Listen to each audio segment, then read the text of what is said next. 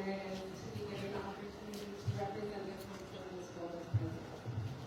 I've been looking around the room and speaking with so many of you this morning, and I feel so much gratitude to see that over the years I've been lucky enough to work side by side with so many of you. Thank you for being here today. Whether you're a survivor, an advocate, a professional, or someone seeking to learn and help, your presence matters. It sends a powerful message that we will not stay silent in the face of domestic violence. We are all familiar with the statistics. 1 in 3 women, 1 in 4 men have experienced abuse from an intimate partner in their lifetime. But what these numbers don't share are the impacts of that abuse on the survivor's families. The children near home who have heard abuse, once pregnant, or been told to go in another room because they don't experience it. The mothers, fathers, sisters, brothers, and friends who have stood by to show support, often feeling hopeless, unsure of what to say or what to do. Domestic violence is not a private issue. Its effects echo through families, through generations, and it impacts our community. Today, we stand united and give us hope and healing, families and homes. When we talk about domestic violence, we're not just talking about physical violence. We're also talking about emotional wounds that don't leave bruises, but deeply impact the victims and everyone who loves them. Children growing up in homes where abuse is present often carry invisible burdens. Some become quiet and withdrawn, others act out. They learn to read tension in a room like a survival skill. And sadly, many grow up thinking that love is true. Families watching from the sidelines often feel powerless watching love fade under manipulation, fear, or shame. Their support matters so deeply, but a survivor's journey is complex and can be painful for everyone involved. But here's the truth that matters most today. Healing is possible, and hope can lead the way. Families can break cycles. Survivors can rebuild. Children can unlearn the fear and grow into emotionally strong, loving adults. But it takes all of us. It takes community. Families for Change means families who are not afraid to talk about hard things. It means providing our kids with the tools to recognize healthy relationships. It means friends checking in, neighbors speaking up, and systems that respond with compassion instead of judgment. Those of us who have the privilege of working directly with survivors know firsthand that just because a person has lost their voice doesn't mean they've lost hope. And hope is a powerful thing. As president of the San Diego Domestic Violence Council, I envision a council where collaboration is our greatest strength, where advocates, law enforcement, healthcare providers, educators, legal professionals, and community leaders work together, because not one of us is better alone than all of us together. Our work together, our partnerships and relationship building with each other has a direct impact on people's safety, well-being, and healing.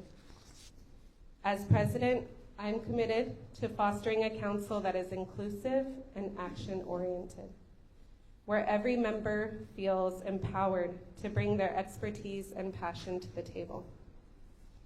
We hear too often from victims, "I didn't know there were so many resources." As a community, we must ensure that survivors and families are not left to struggle in silence simply because they didn't know help was available. Resources only matter if people can find them, if they feel accessible and are in shared languages and platforms that resonate, if they reflect the real-life needs and barriers of those we serve. As a council, we have the collective power to get information into neighborhoods, schools, clinics, coffee shops, breweries, workplaces, and online spaces where people live their lives. We must work together to make sure that public awareness is not just a goal, but a shared responsibility. Because when people know where to turn, they are more likely to reach out, and when they reach out, lives can be saved. Futures can be changed. I am confident that our collective efforts can continue to move this work forward, and I couldn't be more honored to lead in this moment. Thank you.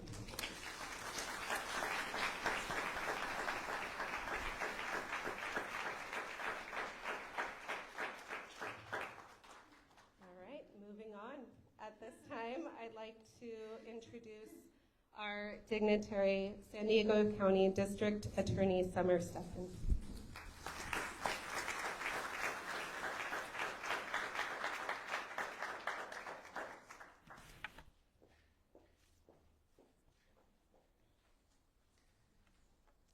Hello, everybody. I'm Summer Steffen, San Diego County's District Attorney, and I just am so proud of the San Diego Domestic Violence Council and the leadership that it's had with Dr. Vanessa Rodriguez and now Annalicia McKee-Chow. And before that, I have to say Claudia Grosso, one of our top prosecutors and Family Justice Center lead. But there's been many. It's had an amazing history. But the history has been one of action.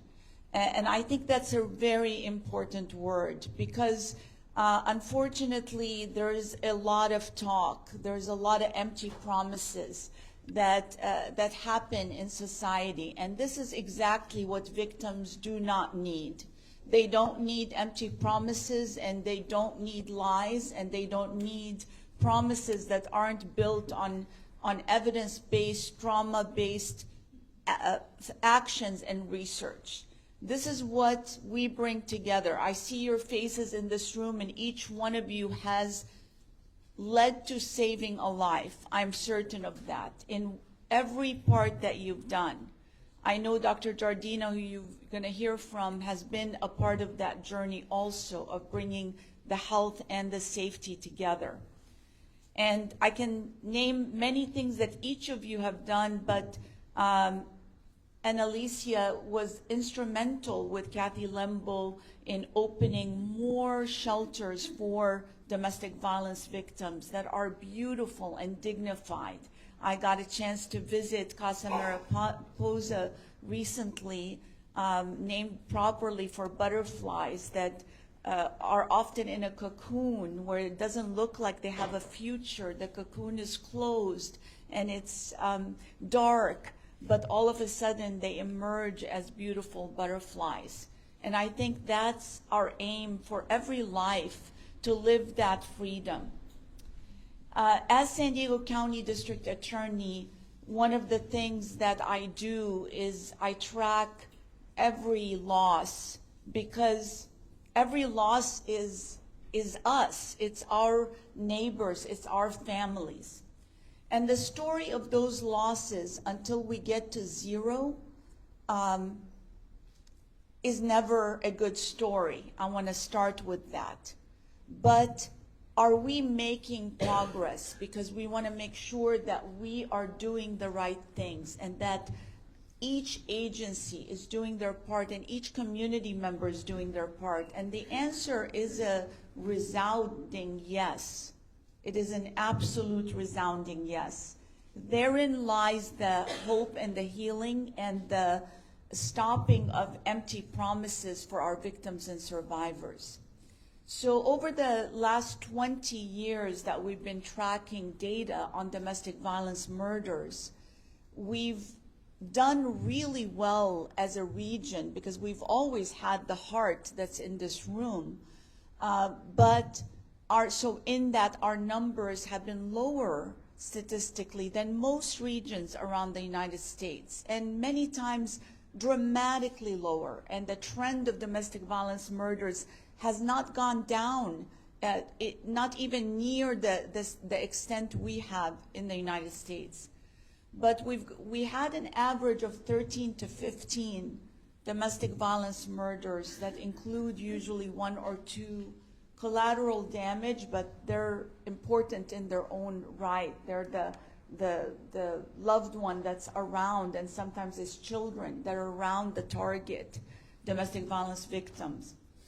Well, this year the number is 8 people. Again, that's one too many, but that's 42% reduction than the 20-year trend that we've had. So something is breaking through. That's all of you. And the reason I'm encouraged by this trend is it's not just a one-off year. We actually had 5 people lose their life last year.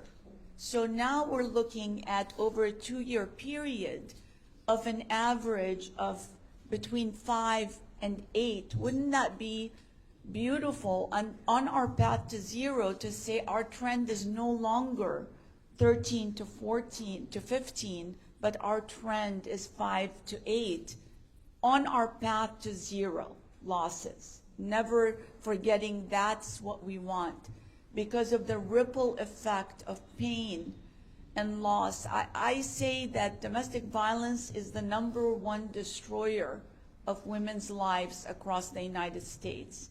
The top reason a woman dies in a homicide is domestic violence. Of course, it impacts men also, and we have male victims, but that figure is statistically undeniable.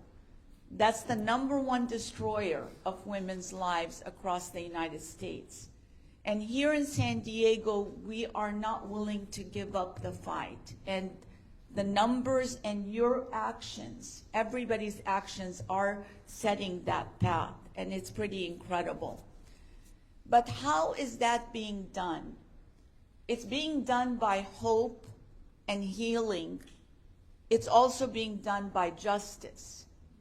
My message to every victim and survivor is that now I can tell you definitively, you don't have to do this alone. We are here to help you. The systems are here. Look where we are, this expanded South Bay Community Services Center, massive and huge. In a couple of weeks, we're going to formally open the South Bay Family Justice Center. And we're so excited. And in July 5th of 2022, my dream came true by opening the North County Family Justice Center. As you well know, that all started in San Diego and has been carried through by city attorneys with the original Family Justice Center in central San Diego, Heather Ferbert being the next speaker, your city attorney. So in a short amount of time, we have regionalized the family justice centers.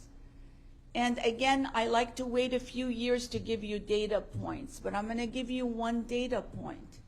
And that's that the reason I started by opening a North County Family Justice Center wasn't because I'm everybody's DA, so I don't like North better than South, better than East, better than Central.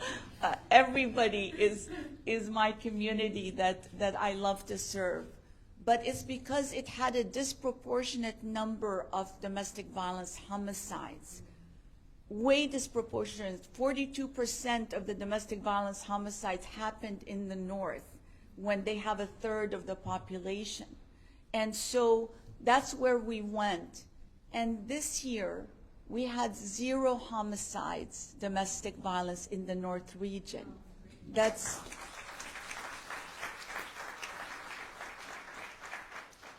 So what we do know is that the prevention services, that this is October's Domestic Violence Awareness Month, but the reason we bring awareness is it's awareness about how to take the off-ramp safely, how to live the life that each human being deserves, one of dignity and respect, where they're not afraid in their own home by people who pretend to love them.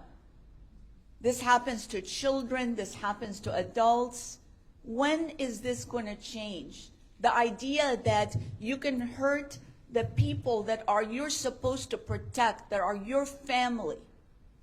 This is going to be a societal shift where we continue to not accept this, not excuse small transgressions, because they turn into a path of destruction and large transgressions. So the news today is that for victims and survivors, you have the help.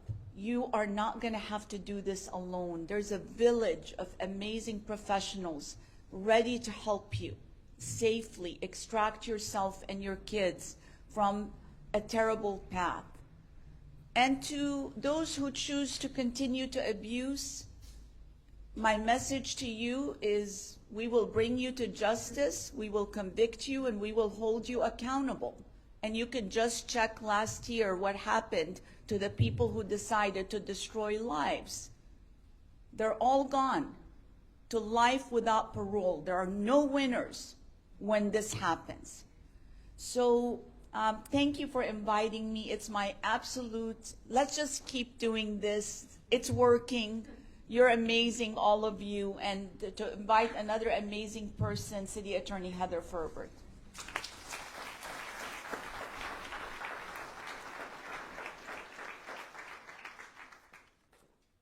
Good morning. It's an honor to join you today to recognize the start of Domestic Violence Awareness Month. It's our solemn responsibility to honor the lives we've lost to domestic violence, to support survivors, and to recognize the people in our community who work every day to provide these important services. I know everyone in here already knows that domestic violence affects millions of people worldwide without regard to gender, race, religion, culture, age, or income. So far this year, we have, as the district attorney mentioned, we've witnessed 6 tragic domestic violence homicides in San Diego County, and these are 6 lives that were lost too soon. And it's important that we remember them as we continue our efforts to combat this epidemic. In 2024, over 15,000 calls were made to law enforcement in San Diego County related to domestic violence incidents. And we know that the presence of a gun in these situations increases the risk of homicide by 500%. As the San Diego City Attorney, I am committed to bringing abusers to justice and to providing hope and support to victims of domestic violence. My office does that in 2 main ways. Our Domestic Violence and Sex Crime Unit handles misdemeanor cases of domestic violence, elder abuse, animal abuse, sexual battery, stalking, and child abuse, including neglect, molestation, and statutory rape. To prevent family violence from escalating and perpetuating over generations, this unit focuses on early prevention at the misdemeanor level, coupled with coordinated community response to protect victims and provide information on safety plans. Our deputy city attorneys handle all aspects of a case from the time a report is received until resolution is reached. These city prosecutors work closely with Your Safe Place, the San Diego Family Justice Center, which is run by the city attorney's office to provide direct support for survivors.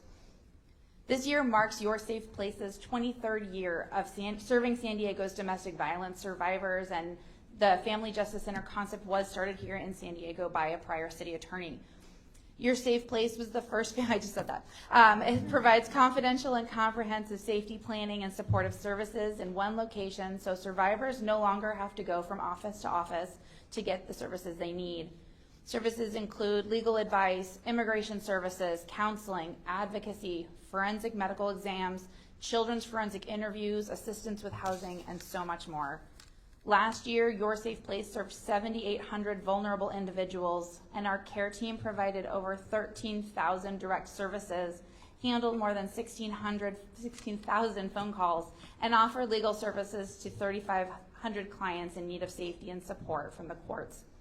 As your city attorney, together with Your Safe Place, I'm committed to ending the epidemic of domestic violence and promoting awareness of the comprehensive free services available to people in our community experiencing relationship violence.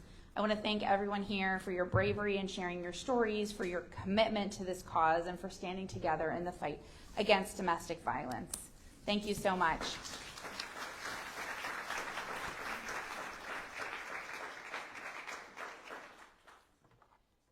Please join me in welcoming our next speaker, Health and Human Services Agency Deputy Chief Administrative Officer, Dr. Kimberly Giardina.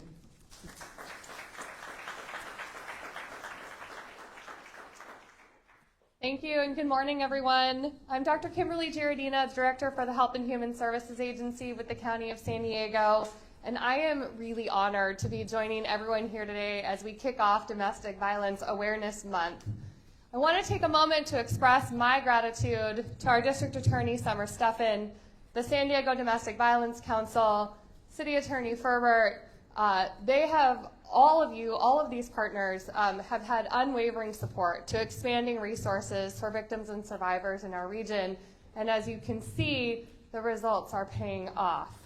I also want to thank our victims and survivors. You continue to inspire us every day with your strength and resilience and remind us why this work is so critical. I've spent almost my entire career working in the field of child welfare. And as a result, I have worked firsthand, directly, with many domestic violence victims and survivors. And I've seen the damage that it causes, not just to the victims directly, but to their families, to our communities, and to our systems. I think many of us in this room have probably seen the negative effects firsthand.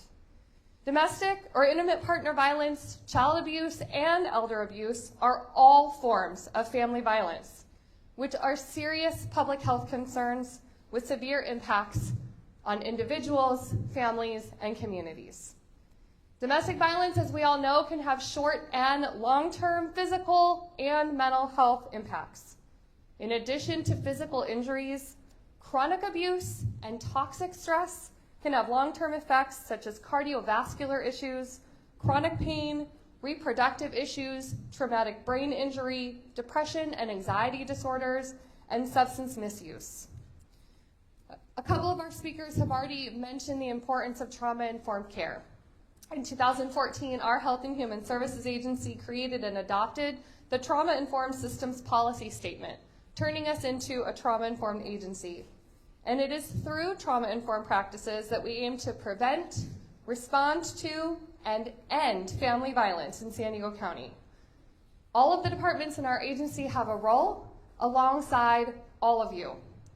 One example, our Public Health Services team continues its partnership with our San Diego Health Cares initiative.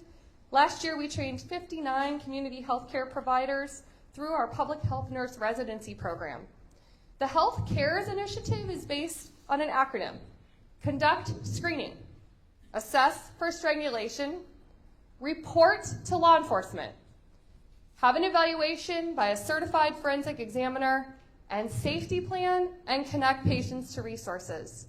We know that healthcare providers are often one of the first entry points to help victims get out of their situation, and it is imperative that they have this critical training so they know what to do.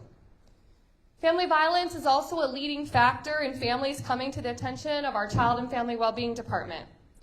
Supporting families affected by family violence is a top priority, and the reason we're incredibly proud to partner with both One Safe Place and Your Safe Place to ensure families have access to comprehensive supports.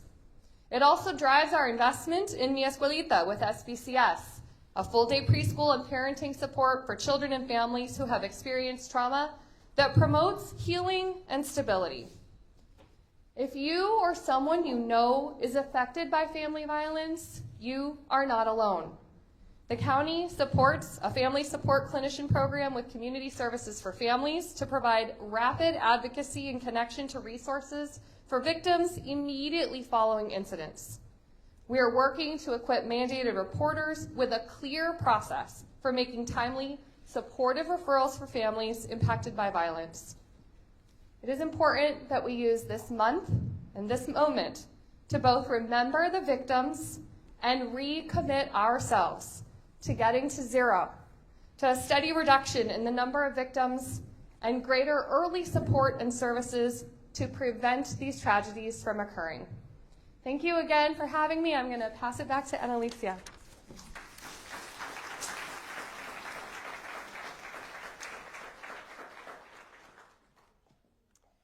I would now like to welcome D'Angelo, who has graciously agreed to share his personal experience of domestic violence. Angela.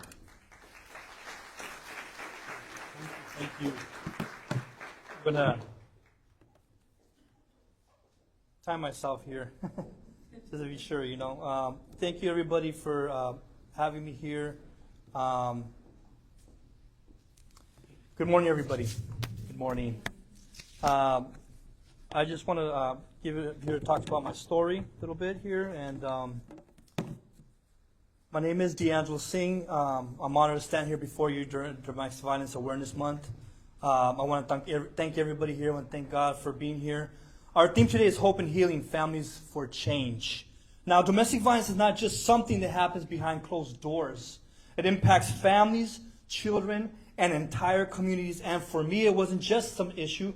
It was my life story.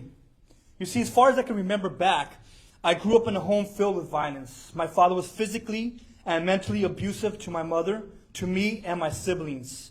And the abuse was constant, and we lived in and out of women's shelters. We moved often, is what happens in domestic violence, running from danger.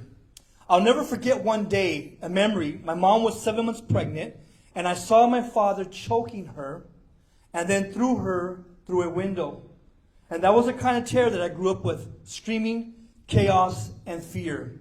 But nothing would prepare me for March 26, 1989, Easter Sunday morning. I had just turned 14 years old. I am the oldest out of 6 children. And it was a sunny day, and I had just finished my paper route. And my brothers were 3, 4, and 10. My sister was 5 years old and 3 months old, other sister. Then I heard the screams. That morning, as I came from the paper route, I began to run to my mother's room, and I opened the door as my siblings followed me. And when I opened the door to where the screams were, there was blood on the wall. My father was on top of my mother, was beating her. He had stabbed her 15 times with a kitchen knife. My mother was holding him down so I can get my baby sister out of the crib. And then I got my siblings out of the house, and we ran next door to our neighbor's house. I was fearfully that we were next. And you know how the stories go, where children really don't make it out. But I did. I tried to run back to save my mom. I don't know what I was thinking, right? Into the fire, and the police held me back. And I cried out, and I said, please save my mom. Please save her. She's dying. And later on, my father was taken into custody and then prison later. Then to find out 2 hours later, my mother passed away in the hospital. That day shattered our world and changed our lives forever. Then we had to move in with uncles and aunts that took us in. And this uncle and aunt had 3 children of their own, 9 children under one roof. It was going to be a long journey ahead. The impact. What does domestic violence do, and what did it do to me? The years that followed were filled with pain. I carried deep anger and resentment. I carried deep anger and resentment. I blamed my father for everything. I hated what he had done to me and my mother and my family. I battled PTSD. I battled depression. I battled suicide thoughts. Anxiety and anger controlled me. And here's the truth. Domestic violence doesn't just end with the abuser gone. It leaves scars forever. It ripples through generations. It affects children, how they love, how they trust, and how they live. The hope today is that I wanted you to know that there's healing is possible. Through therapy, through hard work, and through God's grace, I began to rebuild my life. I faced my anger, I confronted my fears, and I worked on my mindset. Now, healing isn't easy. It never is, right? And there were days that I thought I couldn't make it. But slowly, step by step, I learned to forgive my father, and I learned to grow. And despite of everything today that I've been through, I stand here today in front of you, dedicated my life to helping men, women, and children find hope through my story, through my mother's story, right? Healing is possible. I want to thank everybody who supported me on this journey, because healing is not something that we heal alone. And most of all, I dedicate this to my mother, Maria Teresa Romero, and my cousin, Veronica Pineda, who was also murdered by her husband.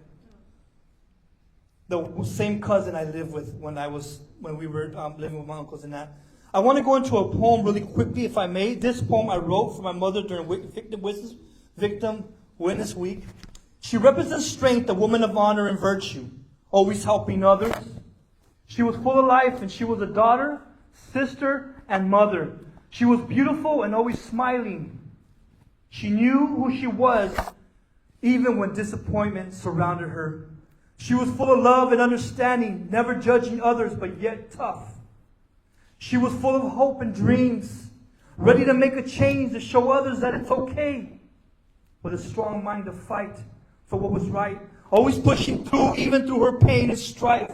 She cried and she screamed, and she was stuck with a fist over and over again. She bled walking around with a crushed spirit, trying to hold her head up. She kept going and standing with pride to be a woman. She had to hide, fighting for her children, fighting for her life. And holding on to God with all she had there, she found peace in her darkest hours. And if you looked in her eyes, you would see assurance for living for something. She lived for others. On March 26, 1989, her life was cut short by the hand of my father, the man who promised to protect her.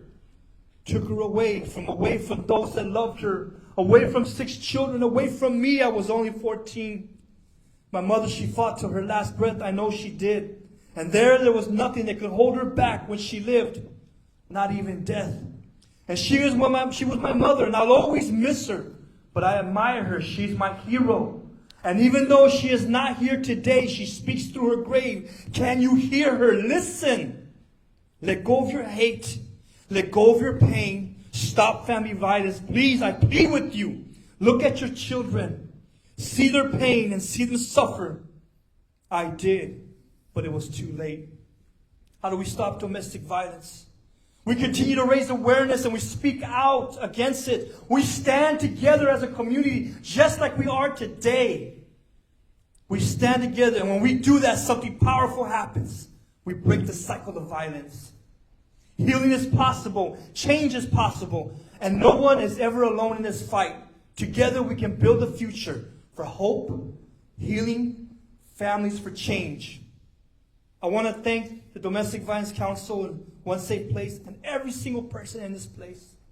You are dedicated. You get up every day and you dress up and you make a difference. And I thank you for that. God bless you.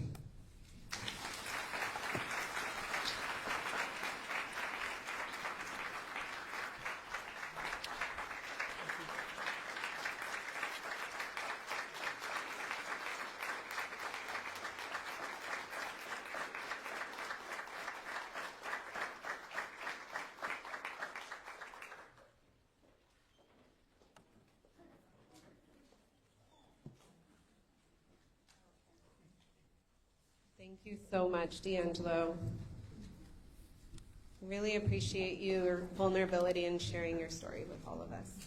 So powerful. We will now host our annual Not to Be Forgotten ceremony. This ceremony honors those that have lost their lives to domestic violence in the past year. I would like to invite Maria Garcia to the podium to support me.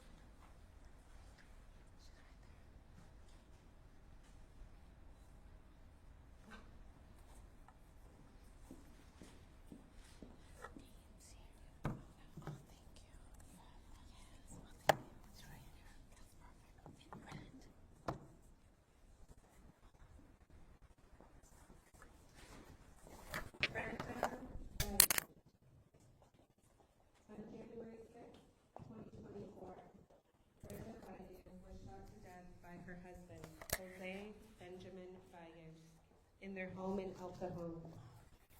Jose subsequently died by suicide.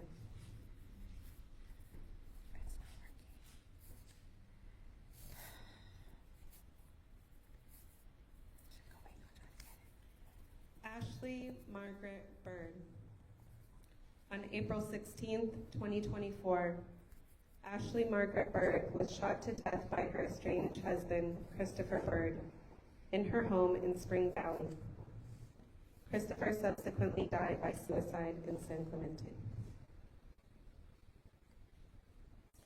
Janai Patrice Johnson. On April 24th, 2024, Janai Patrice Johnson died of homicidal violence allegedly caused by her former dating partner, Dennis Robinson, in City Heights, San Diego. Dennis later died in an unrelated homicide.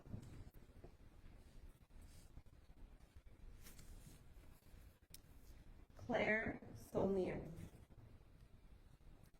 On May 26, 2024, Claire Saulnier was shot to death by her husband, David Saulnier, in their apartment in Santee. David subsequently died by suicide.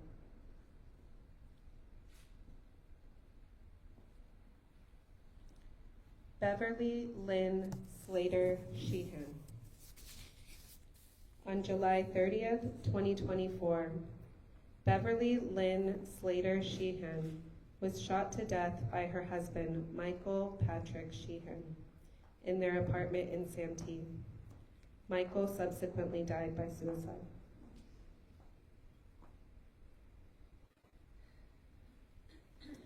Amanda Lynn Buchanan. On August 29th, 2024, Amanda Lynn Buchanan was set on fire by her ex-boyfriend, Jose Carlos Villanueva, at her workplace in Chula Vista, and died of her injuries. The prelim is scheduled for Jose for December 3rd, 2025.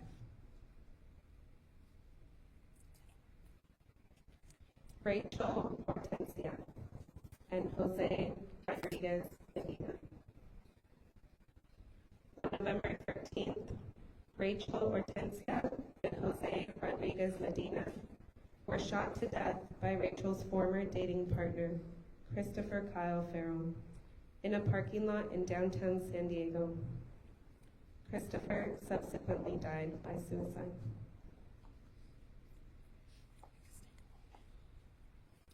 Please join me in a moment of silence.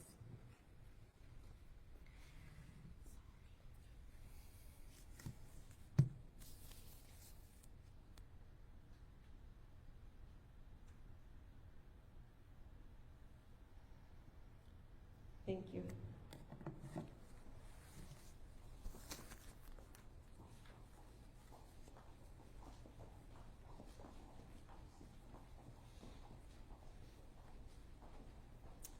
As you've heard from all of the dignitaries today, there's so many professionals doing amazing, important work throughout our county. And we're going to take a few minutes now to honor dedicated professionals who've been serving in the field of domestic violence and who have been nominated and selected by their peers to be recognized for their work.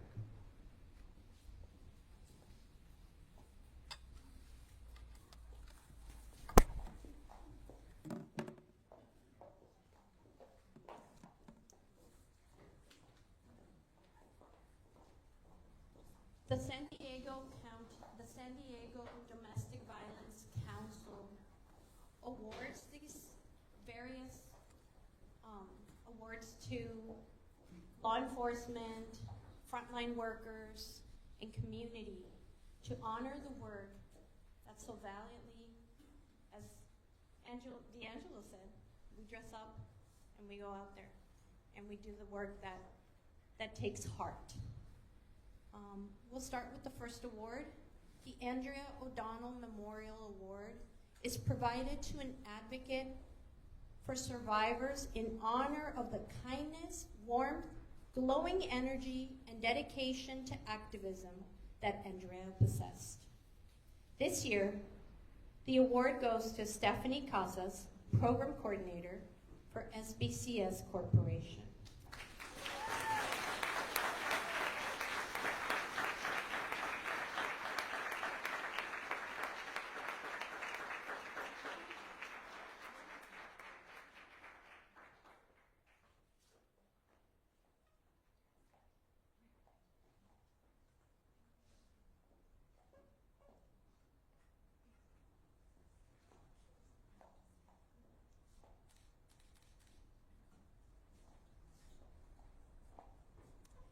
Our second award today is to honor law enforcement because they are a crucial partner in the fight to end domestic violence.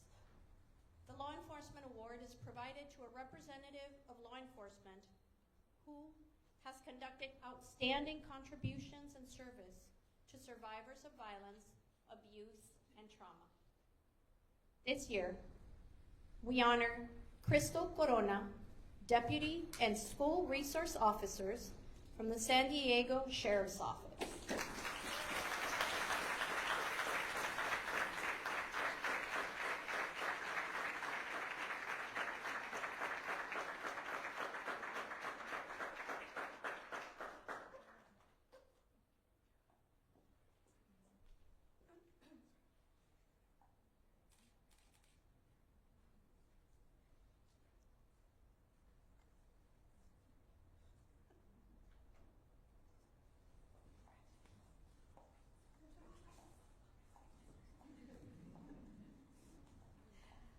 Our next award is for that frontline worker, the people who face what domestic violence is doing to our families and to our community every day.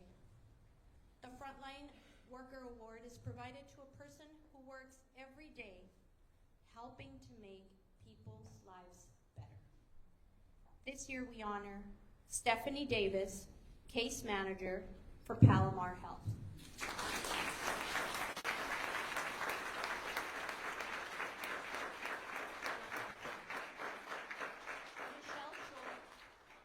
Michelle Shores will be receiving the award for Stephanie this year.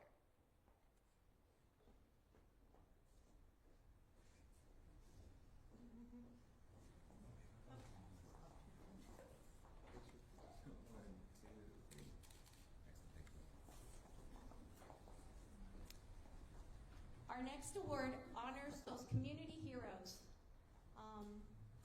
The community hero is that person who is uniquely special to the work of domestic violence. It is provided to a special individual who makes a difference in the field of violence prevention. And I'm going to take a moment to say this has been my true introduction to domestic violence, a true warrior and a wonderful friend. This year we honor Tara American, Senior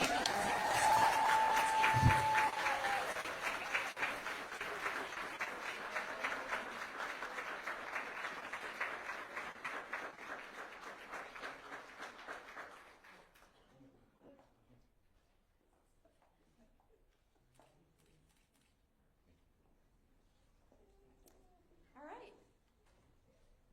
Our next two awards are unique. They are the Lifetime Achievement Award and the Agency of Hope Award. These are selected by the executive team of the San Diego Domestic Violence Council. This team is made up of representatives of over 28 community agencies and county departments who come together in an MOU partnership to create the San Diego Domestic Violence Council. We're going to start with the Lifetime Achievement Award, which is provided to someone who has dedicated their life to the eradication of domestic violence in San Diego County. This year's Lifetime Achievement Award, and I'm going to read Michelle's information here, is awarded to Patty Rankle. Patty could not be here with us today. Michelle will be receiving the award for her. But let me share with you a little bit of what makes Patty Rankle so special to the work of domestic violence. She's a sexual assault nurse examiner with Palomar Health Forensic Health Services, with a career spanning over 20 years. She began as a travel nurse in critical care and cardiovascular recovery in the early 90s, and then transitioned to forensic nursing in 2004. She holds a SANEA certification for adults and adolescents and a SANEP certification for pediatrics from the Commission of Forensic Nursing Certification, a testament to her specialized expertise. Further demonstrating her commitment to victim safety, she also completed the Danger Assessment Certification, advanced course on strangulation prevention, and intimate partner violence examiner training. Patty serves as the San Diego SARTS Systems Review Committee, CalSafe Board, and the Community Coordinated Response to Elder Abuse. She leads Palomar Health's forensic nursing team. Having conducted over 3,000 people of all exams with over 3,000 people of all ages, Patty has an extraordinary depth of experience in forensic nursing and demonstrating her dedication and skill in providing compassionate, trauma-informed care and meticulously collecting forensic evidence. Congratulations. From the San Diego Domestic Violence Council to Patty Rankle, on behalf of her, Michelle Schwartz will be receiving the award.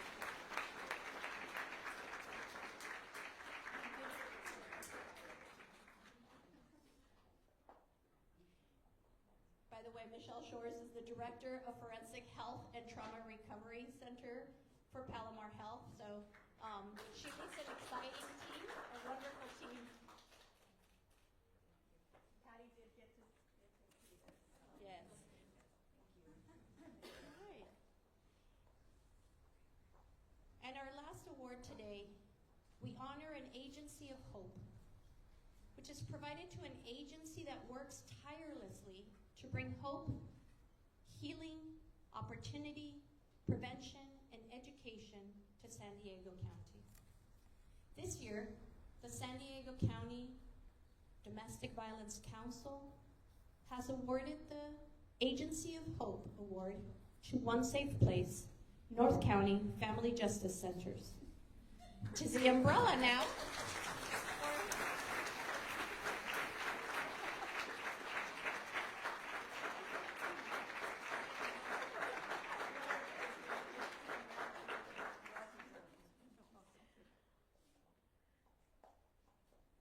And while the pictures are being taken, I'll share with you, on July 5th, 2022, as our district attorney, Summer Steffen, had shared with us, under the leadership of Summer Steffen, the first Family Justice Center in North County was opened to serve domestic violence, sexual assault, human trafficking, elder abuse, child abuse, and other types of crimes.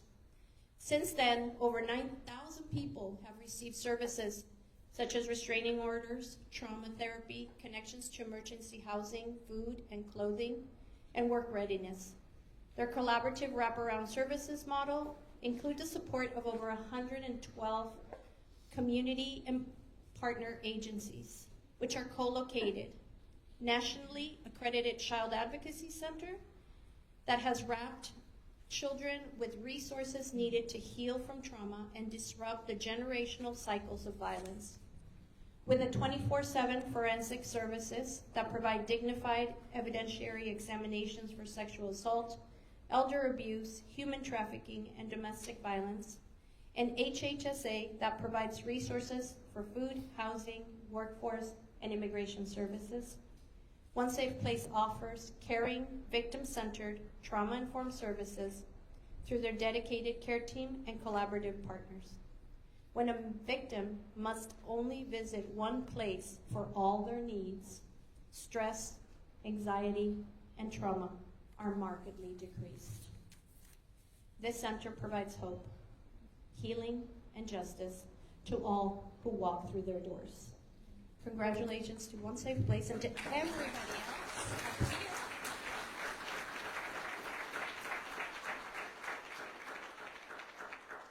To all our awards recipients, many, many congratulations. Amazing work.